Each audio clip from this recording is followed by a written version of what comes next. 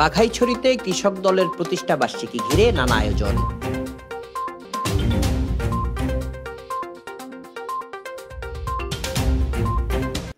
রাঙামাটির বাঘাইছড়িতে বাংলাদেশ জাতীয়তাবাদী কৃষক দলের ৪৪তম প্রতিষ্ঠা বার্ষিকী উপলক্ষে উপজেলা ও পৌর কৃষক দলের আয়োজনে র্যালি, বেগম খালেদা জিয়ার রোগ মুক্তি কামনায় দোয়া মাহফিল, আলোচনা সভা এবং কৃষকদের মাঝে সার ও বীজ বিতরণ করা হয়েছে।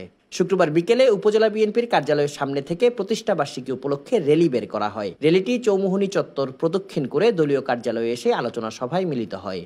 আলোচনা সভায় উপজেলা কৃষক দলের সভাপতি আমানুল্লাহর সভাপতিত্বে প্রধান অতিথি ছিলেন বাঘাইছড়ির সাবেক পৌর প্রশাসক ও পৌর বিএনপির সভাপতি নিজামুদ্দিন বাবু। প্রধান বক্তা ছিলেন উপজেলা বিএনপির সভাপতি ওমর আলী। বিশেষ অতিথি ছিলেন উপজেলা বিএনপির সাধারণ সম্পাদক জাবেদুল আলম, পৌর বিএনপির সাধারণ সম্পাদক রহমতুল্লাহ খাজা ও জেলা বিএনপির সহ কৃষি বিষয়ক সম্পাদক সেলিম উদ্দিন বাহারি। অনুষ্ঠানে উপজেলা, পৌর ও ইউনিয়ন কৃষক দলের নেতাকর্মীরা উপস্থিত ছিলেন। উপজেলা কৃষক দলের সাধারণ সম্পাদক কফিল উদ্দিনের সঞ্চালনায় স্বাগত বক্তব্য রাখেন পৌর কৃষক দলের সভাপতি ইব্রাহিম খলিল ও সাধারণ সম্পাদক কাজী নজরুল ইসলাম।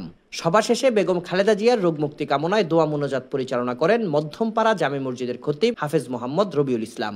শেষে কৃষক দলের প্রতিষ্ঠা বার্ষিকী উপলক্ষে ১৮৬ জন কৃষকের মাঝে ১০ কেজি করে সার ও সবজি বীজ প্রদান করা হয়।